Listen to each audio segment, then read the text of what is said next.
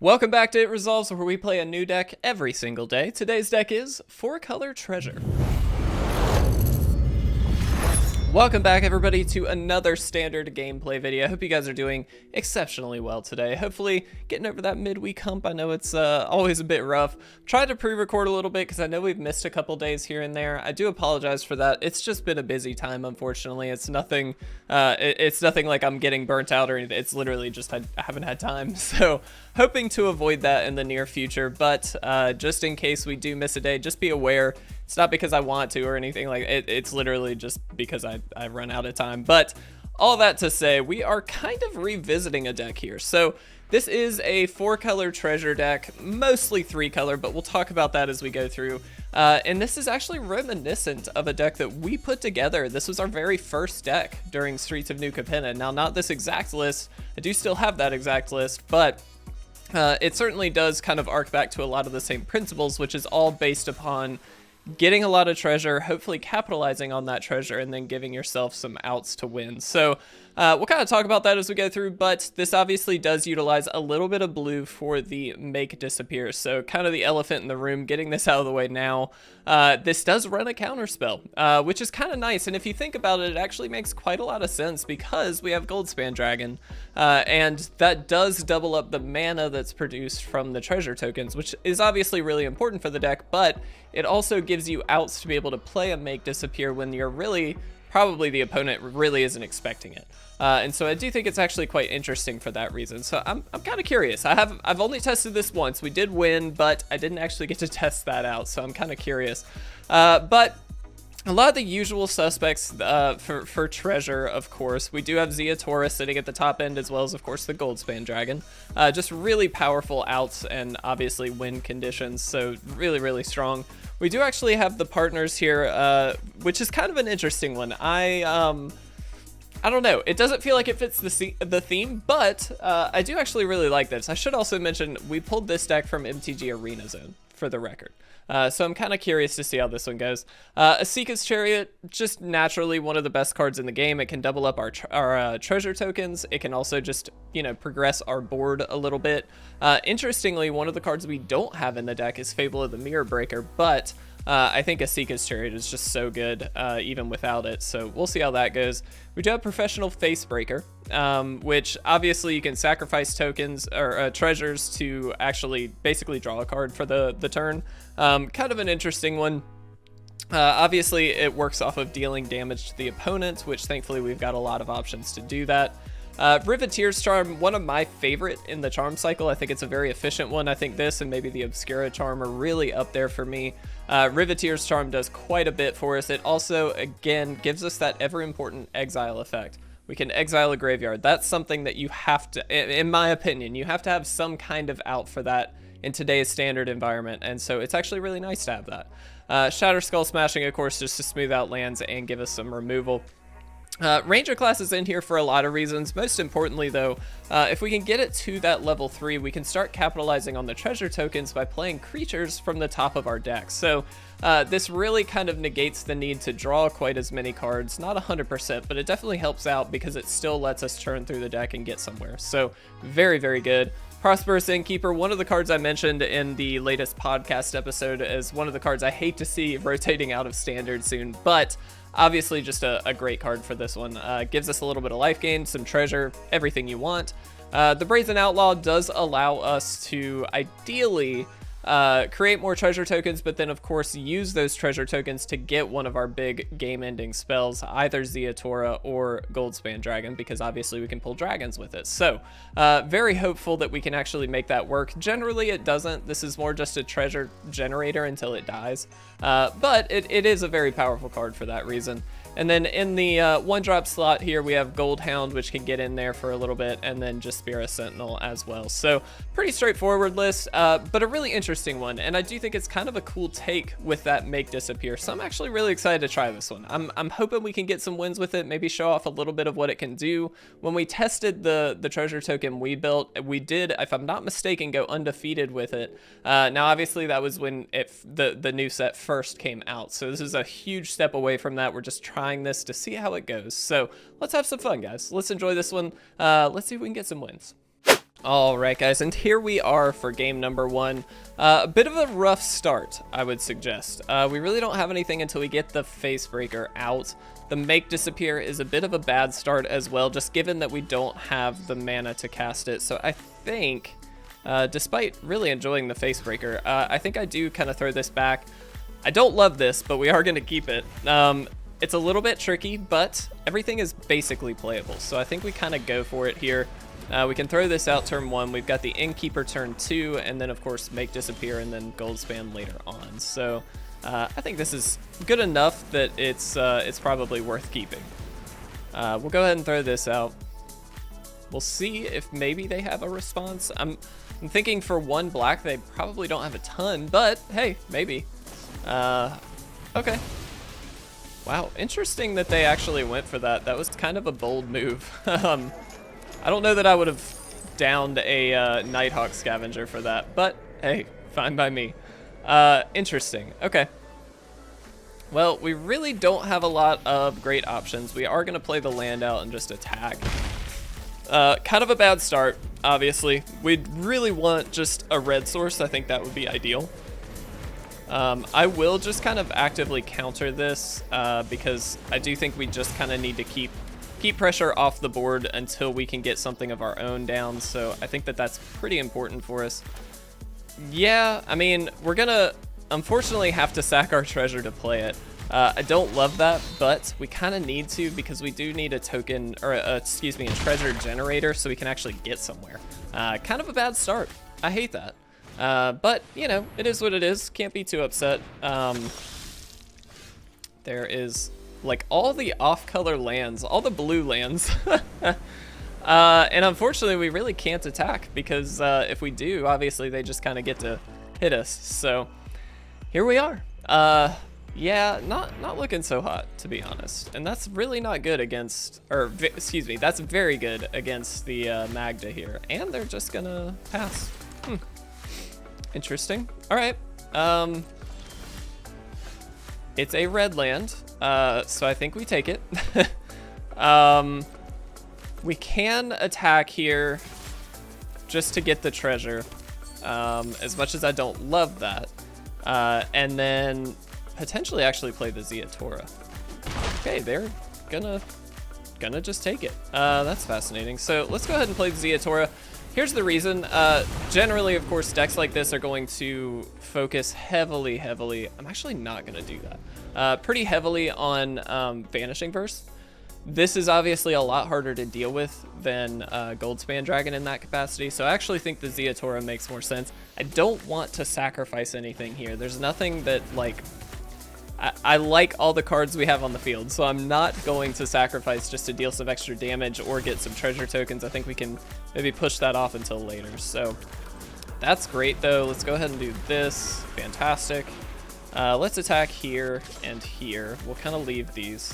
That does give us an extra treasure token, which is great, and they could block if they wanted. It looks like they're not going to. Okay. So, I mean, we can just hit them, but I'm gonna pass. I don't know if this is right. I'll be honest. I could see a world where trying to kill something here makes a lot more sense, but, or even just hitting them for a few points of damage, but I'm actually kind of okay with this. I feel like this might be better. Okay, they can flip this, which does have Death Touch, which would be a bit of a problem for us. Yep, they're gonna go ahead and transform it. That's fine. And they are going to attack. I think we naturally are just going to take the 2 here. They are going to get to draw a card. In fact, 2 cards, excuse me. Which is quite good. And then that actually does transform one of these. Yeah, that's pretty solid. Okay, so they do have the... Okay, so we actually, I think, have the win, though, here. Based on the layer of the Hydra, right? So let's see. Let's just count this up. 1, so then 1, 2, 3, 4, 5, 6, 7. We are short 1 mana. Or excuse me, yeah, basically 1 mana. If we attack here, that gives us a treasure token. All right. This is a sketchy play. But I think this works. Okay, that's fine. Oh no, they gained the life. Oh man, I totally didn't even think of that. That was a mistake. I completely forgot about the life link. That's really not ideal. Okay, well, then unfortunately there's not a ton we're gonna be able to do. I think we do keep these, yeah. Dang, I thought I was being so clever. That's okay. If they can remove Ziatora, we definitely lose. Yeah. Okay. Yeah. I mean, unfortunately, that's probably game. I don't know, because of this lifelink, I don't know that we were going to have a better option anyway, though. So, honestly, despite missing a really cool play, I do think we were probably destined to lose regardless. So, that's fine. Yeah. All right. So, we're just going to take the damage. You got it. They do draw a card and then flip again for quite a bit. Unfortunately, just to land on our end. Yeah, yeah, it's not gonna matter. I'm gonna go ahead and concede here, guys. Unfortunately, again, I think our idea was really cool. It wasn't gonna work because of the life gain. I don't know that we would have had a better out, though, to be honest. I think they probably would have gotten us. That's fine, though. Let's jump into a game 2. Check out this month's Patreon rewards celebrating our return to Dominaria. If you want to pick these up, feel free to visit our Patreon at patreon.com/itresolves.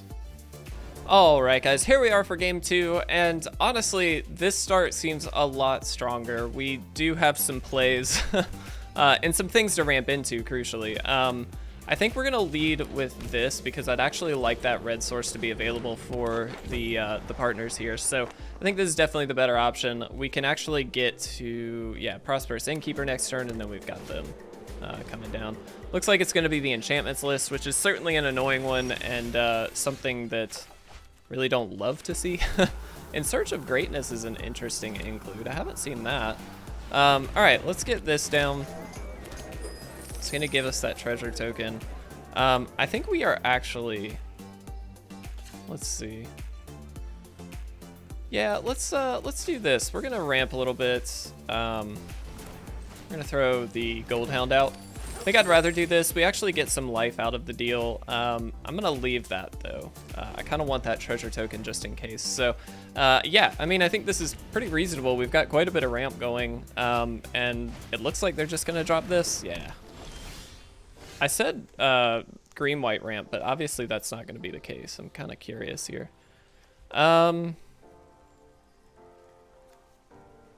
Yeah, so the option of just like throwing this out and then throwing the counters here doesn't seem terrible. Alternatively, we can just do this.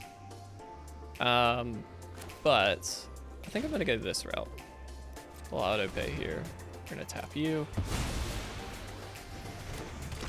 All right, gain another life. That's phenomenal. I am gonna throw it here. The reason I want to throw it here, by the way, this has First Strike and Menace, and so it's a little bit tricky for them to kind of deal with it. I do understand we could have given haste to the partners here, so keeping in mind, I'm very well aware of that, but I like the Menace here, and so I'm gonna try and push that direction because it also incentivizes them to kill the Gold Hound, not the partners. That's obviously kind of an interesting proposition to me because I want to keep the partners around while the Gold Hound is very good as well. So I can kind of be aggressive and, you know, work on that. So we'll see. Probably taking Ziatora. Yeah. Totally makes sense. Very, very good card. Unfortunately, we are very stuck on lands here. Okay. So what is the best option?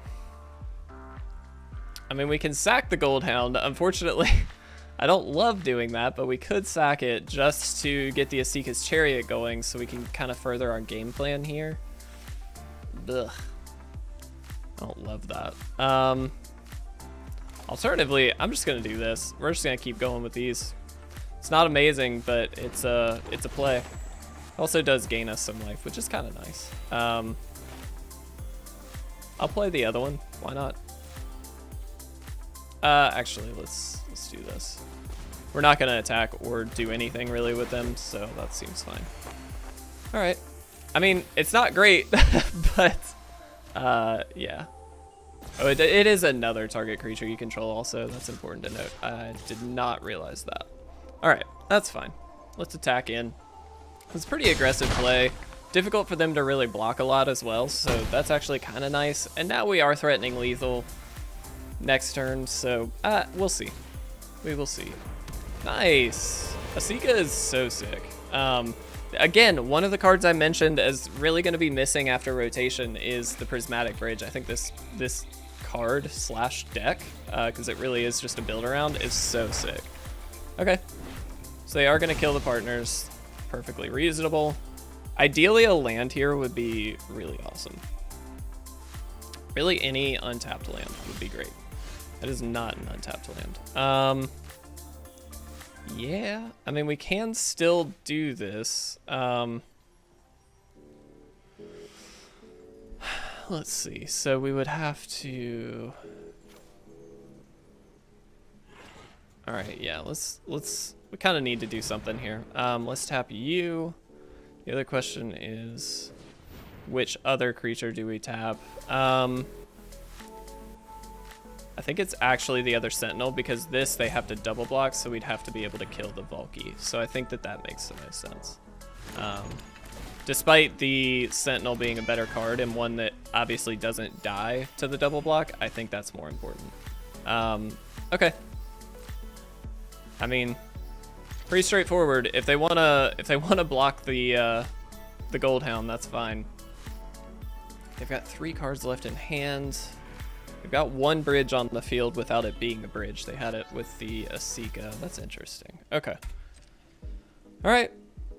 We could have just all out attacked, I suppose, and kind of forced some issues. But I actually kind of like keeping the progression going. Turn 5 is a pretty big turn for this deck, if I had to assume. There is the Prismatic Bridge. Okay. Good news is that doesn't trigger this turn. So, that's fine. I'm not saying we're doing great, but we are managing semi-well considering the fact that we don't have a lot going on. They do get Ziatora this turn, though, if they want it. Which is obviously less than optimal, but that's fine. Kind of curious to know if they go for it. If they go for the Ziatora, that's 1, 2, 3, 4, so that's all their mana. It also leaves them with 1 less blocker, because they do have to tap the Asika to do it. Or I guess the Valky, but either way. So they probably wait and then do that. Can they? I assume they can do that at instant speed. Yeah. So that's probably going to be their play, if I had to guess. It's a very good play, but not sure if it's enough or not. Okay. Interesting. Okay, I mean, like the obvious play is just going to be to attack in. Okay, cool.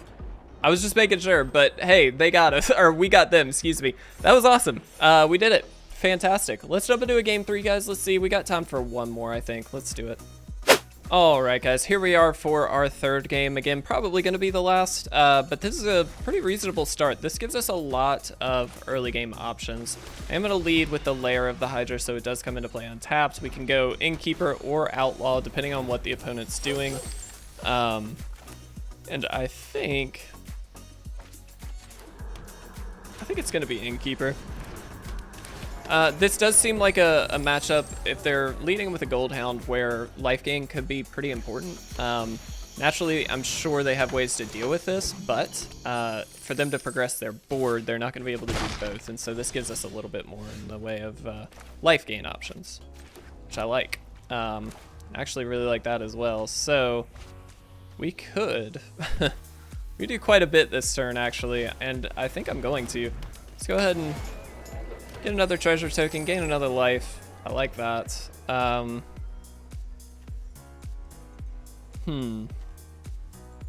we could Riveteer's Charm. Let's see. Sacrifices a creature Planeswalker. I'm gonna go Facebreaker. This might be a bit of a waste of everything, but we are gaining quite a bit of life in this process, and this is going to be difficult for them to actually block. So it's going to incentivize removal this turn, which... Oh. Okay. Fascinating. That's fine, actually. We have the Riveteer's Charm to deal with that, so that's great. Yeah, so we're just gonna make him sack it. Seems easy enough to me. And then this actually just gets in for some free damage, which gives us a treasure token.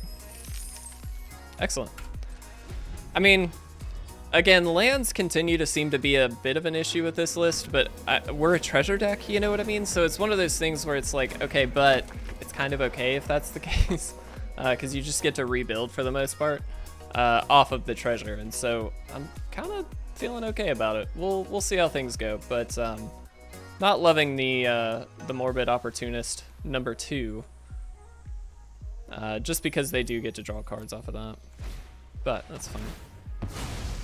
Interesting. That was pretty aggressive. Yeah, okay.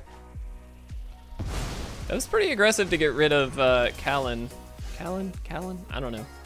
It seems a little aggressive to me, but that's fine. Definitely play land. I think we do play Ranger class as well. Excellent. Now what? Do we just leave open a Make Disappear, potentially?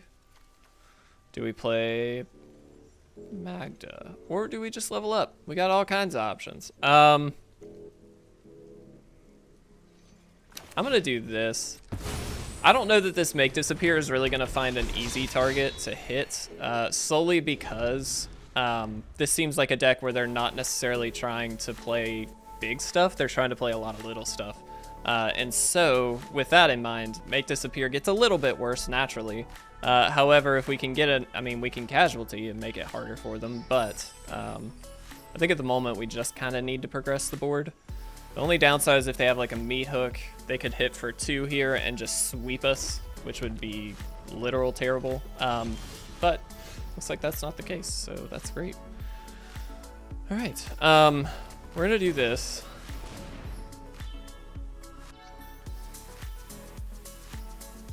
Go ahead and level this up.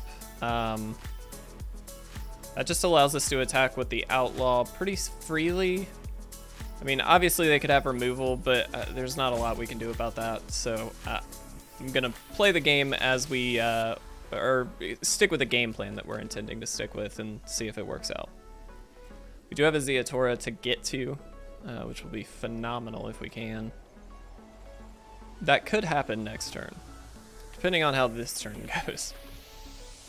Okay, they did let that happen. So the question is which, like, do we attack with both or just one? I think it's just the one. I don't really see a reason to attack with both, given they'll just block the one we don't put the counter on in that scenario. If they have a removal spell, it doesn't matter anyway, so yeah, I think we just attack with the Outlaw. We'll see. I don't know. It's a learning experience. I do like this deck quite a bit. This is pretty fun. Alright, so that does give us a treasure token. Regardless of what happens at this point, we get the treasure, which does open up the Make Disappear play. Okay. Yeah, I mean, that's one way to get around Make Disappear. I really can't do anything about that. Sure. Yeah. I mean, you got it. Kind of annoying that they were able to do that, but yeah, I mean, that's fair. They get to draw a card off of it too, so that's pretty good. Well done. Good use of the Crucible here. That's honestly a lot of times with the channel lands, I most often just see them played out, right? You know what I mean? Because you generally don't want to lose the land drop. But this deck seems to be making very good use of them, so well done. I like it. Curious to see what they get back here. Yeah, I mean, hey, good on the opponent. That's pretty sick. We do still have Make Disappear available, so if they go for, I don't know, yep, that's kind of what I was thinking, this guy. We do have the option of just doing this, which I think I'm going to take. I don't love the idea of them outpowering us using the treasure tokens here, so I'm just going to get that out of there. All right, now they're tapped out. They only have the 1/3, and we do have good attacks, at least a good attack this upcoming turn. So Seems easy enough. We could start stacking counters on the lair of the Hydra as well. That is one option that, again, I tend to look over the man lands every once in a while, and so I'm mentioning it because it is worth noting that the lair of the Hydra is going to be harder to deal with than the wolf token. And so if we just don't have any other plays, the option being to throw a counter on the lair of the Hydra, in which case they need an instant speed creature removal spell to actually deal with it, or a Field of Ruin. And I'm not certain that they will have that. They certainly won't have the Beseju, given that they're not in greens, so I think we'd be okay there. Opponent playing a little bit slow, but that's okay. Ugh, not a great draw. Definitely not a great draw. I think we're gonna end up doing this instead. So what I'm gonna do is attack in first and get the attack here. If they want to block, great. If they don't, it's fine. I don't really care. They take 3 damage. We have gained a lot of, well, 6 life at the very least this game, which is actually quite helpful because it does kind of push us into the direction that we want. I think we need to get Ranger class going because we only have Zeatoras in our hand, and so it feels like a great opportunity to take advantage of that ability. If they do have a way to deal with it, it's going to kind of suck because obviously they just kind of mana waste us a little bit here, but feels important. And there, I mean, that's fine. I'll take it.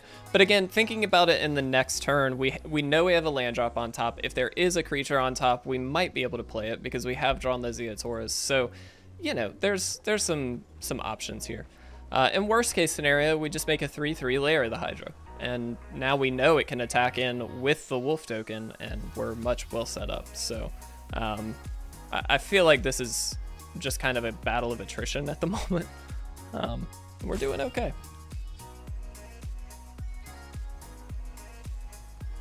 Unfortunately, our lead is not necessarily like cemented at this point, so it would be very simple for them to kind of take over this game if they have the right cards in hand. Goldhound is a good sign though, because it doesn't seem like that's a really great one. That's quite good. Deadly Dispute with a Morbid Opportunist on the field equals 3 cards and a treasure token, so that's good. Yeah.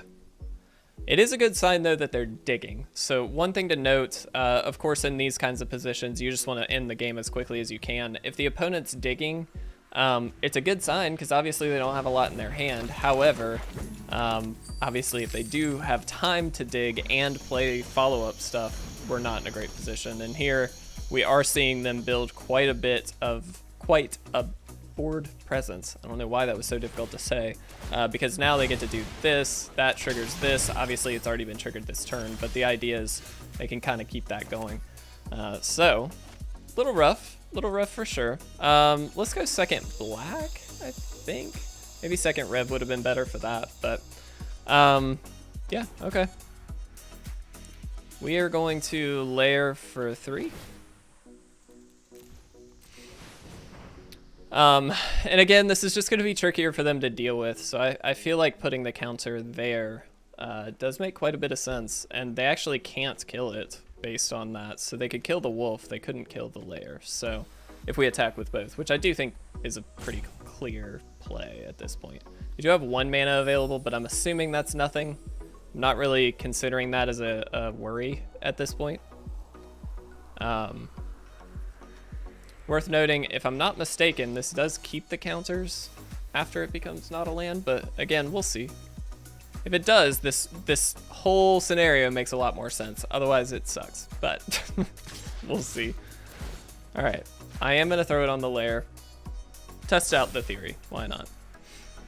So now if they want to triple block the wolf, great, but it looks like they're just gonna do this, which does draw them a card for the record. So, yep, that's pretty good. Part of what we would love to do is build up a Zeatora play with the lair. So what we can do is kind of protect the creature based on the fact that it's a land, play Zeatora, and then the following turn lair of the Hydra for quite a bit and just kind of nuke them for a lot. But again, we'll see what happens. Again, opponent also playing quite slowly. I'm not sure what they could be considering here, but I think they are just kind of playing a bit slow. Which is fine, but All right. So the good news, bad news here is obviously they saved themselves some damage and drew a card. The good news is while they can activate the anvil again, at that pace, they do run themselves into not really having great options based on that. So that is helpful. We definitely messed up here. We should have played the double red so we would have Shatter Skull Smashing as a potential opportunity to play. But it's all good. Obnixilus is good. I don't know that it's all that scary. I mean, it's scary, I suppose, especially given they can just kind of nuke one of these, but I think that's fine. Another anvil. Okay. And a gold hound. All right, so we know their hand. Honestly, though, I think I'd rather play this so we can get the Ziatora out anyway. It's just going to be hard for them to really deal with, in my opinion, so I feel like that's probably worth it. They do start to nuke us for quite a bit here, which is not good. I'm going to pay the 3. We're going to play the Ziatora. All right. I mean, Ziatora is pretty good. We can shut down their draw, which might be the out here. Because the easy thing would be to kill the Obnixilus, which is certainly very tempting. However, given that they have a lot of draw off of the Opportunist and they can activate it kind of whenever they want, I'd actually rather do this. As much as I hate to sack the wolf token, we're gonna go ahead and take this out. Worth noting, we did have a way, the Riveteer's Charm does actually deal with creatures and planeswalkers, so that's a way of dealing with the Obnixilus plays as well. All right, so basically we're just trying to shut down the draws. If they don't have the draws, they have much less opportunity to really continue on here. And again, we've got quite a bit of life gains, so... okay. That sucks, but I'm actually not that upset by it, given the fact that Ziatora already took out the Opportunist, which was their draw. So that's kind of fine. It's not great, but it's fine. We're obviously not going to block. They want to sack their Devil for some damage, that's fine. We actually just have quite a bit coming off the top here, plus just a layer of the Hydra.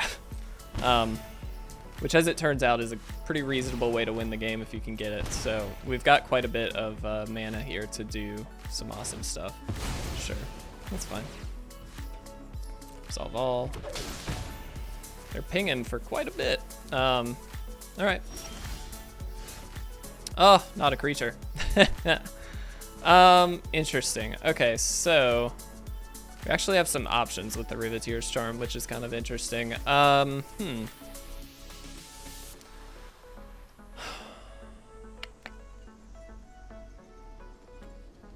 Let's see, 1, 2, 3, 4. So I think if we do this, we'll see. So we need to kill the token here. Again, the opponent only has the anvil play, so I don't expect them to do that here, to be honest. All right, we'll see. We will see. We need to attack the token and then be able to kill the regular Obnixilus, I believe is correct, with the Riveteer's Charm. Either way, one of these is going down this turn, which is great. Opponent really taking their time. Okay. Let's attack first. Do we attack with all of them?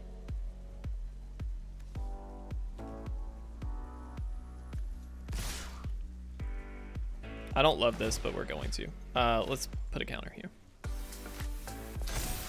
Let's just see what they do.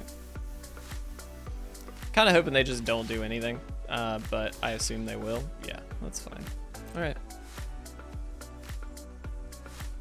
So this still gets in for a damage. Okay. It's fine.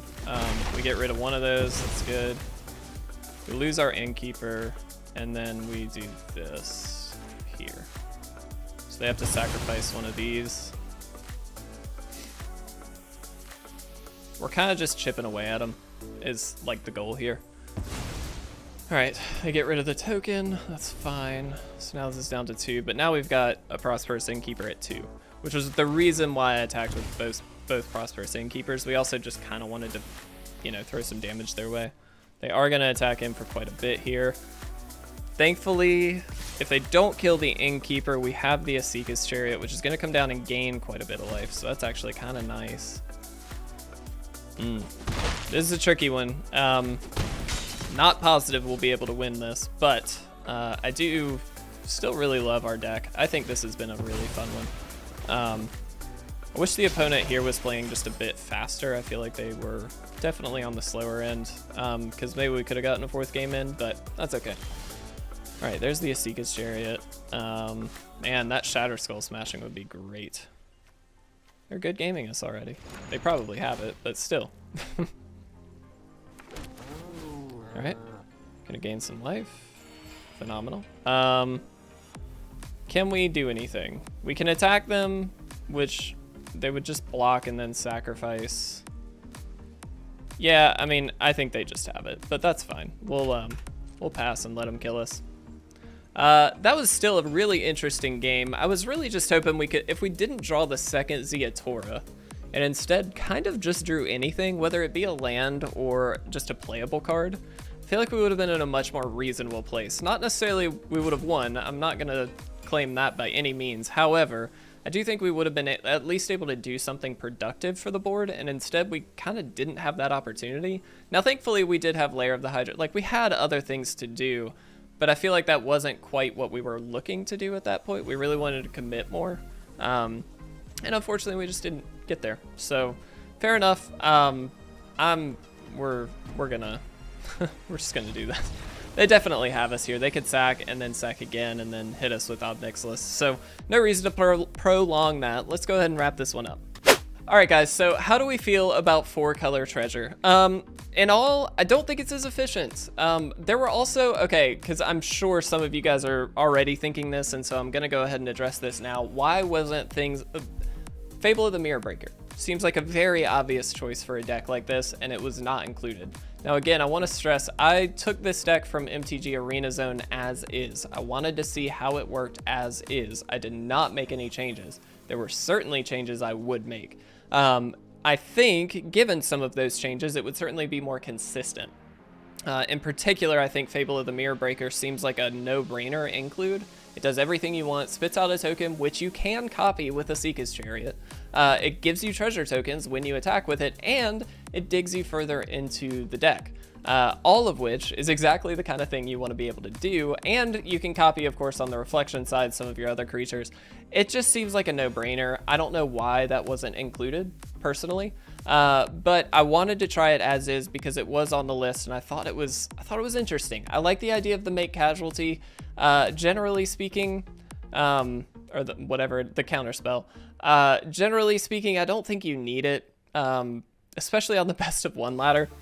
It feels like a lot of the decks aren't necessarily just sticking to one thing per turn, especially right now. If you're facing an aggro deck, you're basically, you know, at the best thing, you're hitting a 2-drop. So I don't know. It just doesn't feel all that powerful to have that. All in all, I would completely reconstruct this deck, to be honest. So I'm sorry to have wasted your time. But regardless, it was still a fun experiment at the very least. So I hope you guys enjoyed it for that. I know this was a longer one, but I do appreciate you guys hanging in there. Thank you all for watching as well. Again, we're trying not to miss days. I'm trying to avoid that, but got to record ahead a little bit. I love you all very much. Thank you so much for watching. I will see you guys tomorrow for the flex day. We've got some really nice suggestions, so I'm hoping to look through those and see where those are at. But love you guys very much. I'll see you then.